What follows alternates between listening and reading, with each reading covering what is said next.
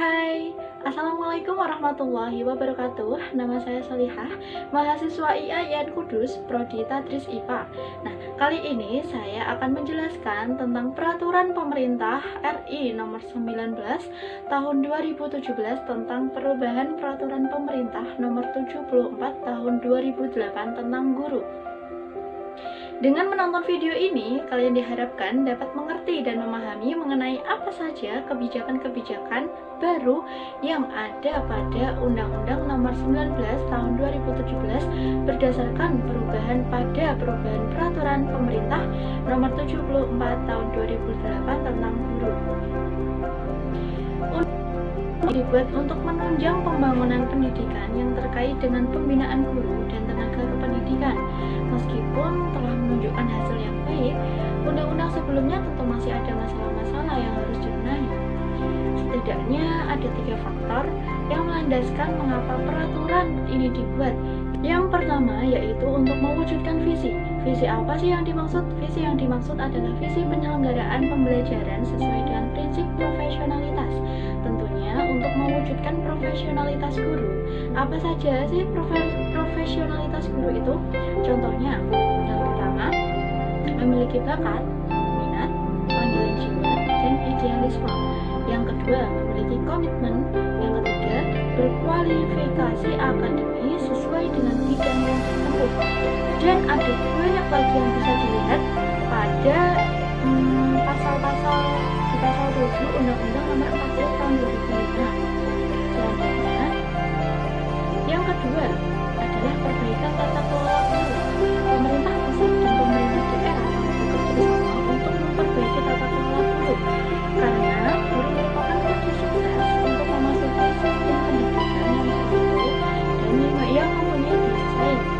Tata kelola guru yang efektif adalah yang mampu mendorong motivasi guru untuk memelihara dan meningkatkan pendidikan. Salah satu komponen tata kelola guru yang berperan terhadap mutu dan pembinaan guru adalah yang terkait oleh rekrutmen dan penempatan.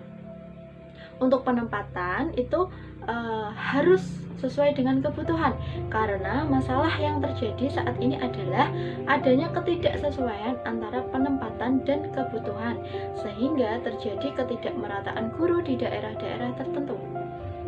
Yang ketiga yaitu akomodasi perkembangan tata kelola guru. Nah, selanjutnya yang akan saya bahas yaitu mengenai landasan hukum. Nah, setiap perubahan peraturan ataupun penetapan peraturan baru pasti ada landasan hukumnya.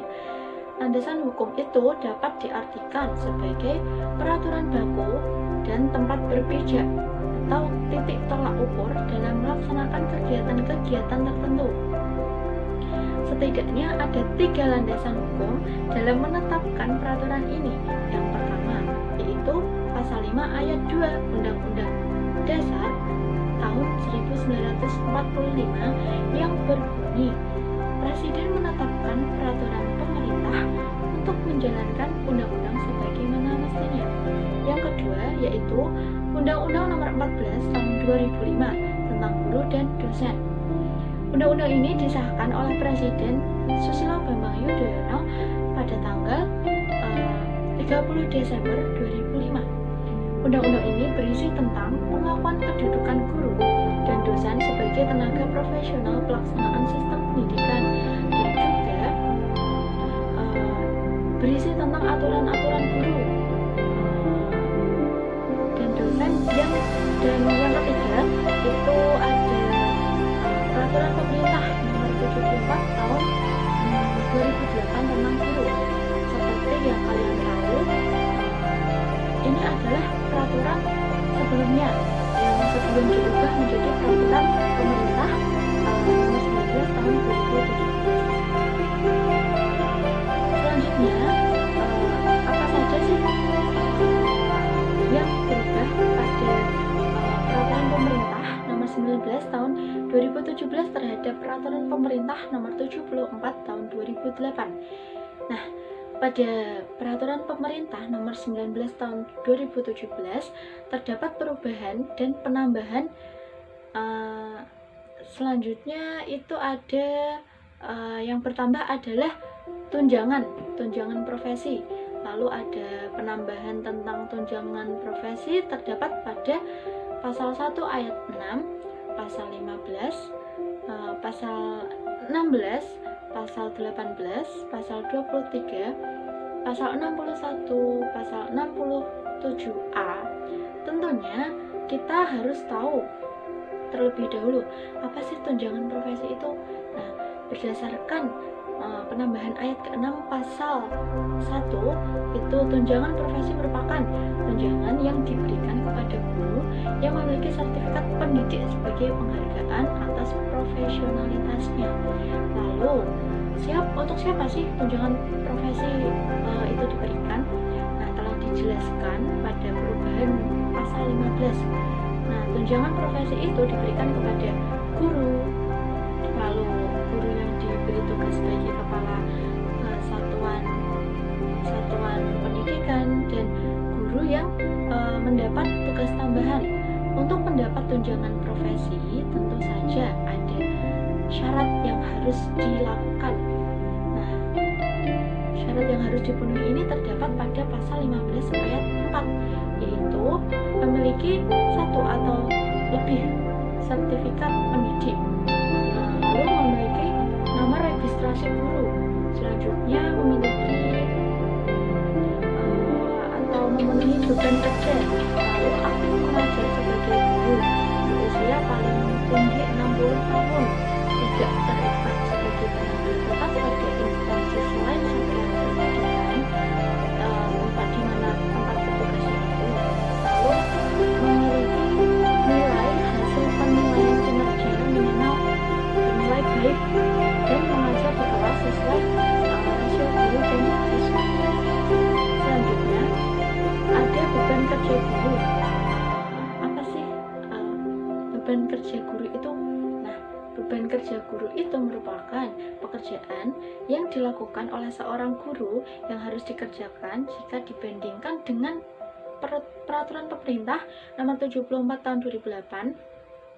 Hampir sama memang dengan peraturan pemerintah nomor 19 tahun 2007. Jadi apa saja beban guru itu? Nah, sebagaimana pada perubahan ketentuan pasal 52 diubah. Yang pertama, merencanakan pembelajaran atau pembimbingan. Yang kedua, melaksanakan pembelajaran atau pembimbingan. Jadi ada merencanakan, ada melaksanakan. Lalu yang ketiga, menilai hasil pembelajaran dan atau pembimbingan. Yang keempat, membimbing dan melatih peserta didik. Dan yang terakhir, melaksanakan tugas tambahan yang melekat pada pelaksanaan kegiatan pokok sesuai dengan bahan kerja. Selanjutnya kita akan membahas mengenai beban kepala sekolah dan pengawas.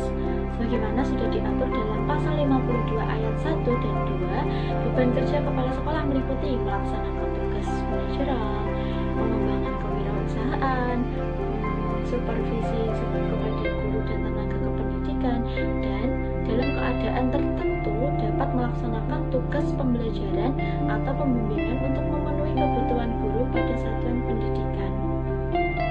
Sedangkan beban kerja pengawas terdapat pada pasal 52 ayat 3, yakni melakukan tugas pengawasan, pembimbingan, dan pelatihan profesional guru dengan paling sedikit 24 jam pembelajaran tatap muka dalam 1 minggu atau 1 pekan. Lalu yang akan saya bahas selanjutnya yaitu mengenai penugasan guru. Ini sudah dibahas pada pasal 58,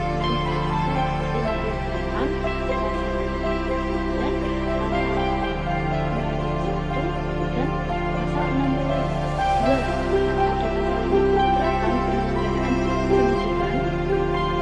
Dapat mengangkat dan menempatkan guru. Pasal 58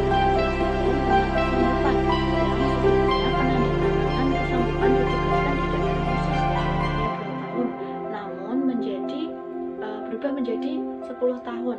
Penugasan khusus yang diatur dalam pasal 62, pemerintah pusat dan daerah dapat memberi tugas khusus pada guru berdasarkan ketentuan perundang-undangan. Lalu pemindahan guru dapat dilakukan setidaknya jika ia telah bertugas selama kurang lebih 4 tahun di daerah yang bersangkutan. Lalu penempatan jabatan pada pasal 61 agar dapat ditempatkan pada jabatan pimpinan tinggi, administrator, pengawas atau jabatan fungsional lainnya yang itu harus memenuhi kebutuhannya sebagai guru dan telah menjadi guru paling tidak itu 8 tahun. Maaf. Yang terakhir mengenai pasal berapa saja sih yang dihapus. Nah, pasal-pasal yang dihapus yaitu ada pasal 6, pasal 12, pasal 14, pasal 17, pasal 19, pasal 20, pasal 21, pasal 24, pasal 25, pasal 26, pasal 27, pasal 28 dan pasal 29. Di mana beberapa pasal ini berisi tunjangan guru selain PNS, kemudian guru sudah tidak wajib mengajar 24 jam dalam satu minggu dan yang lainnya. Mungkin itu saja yang bisa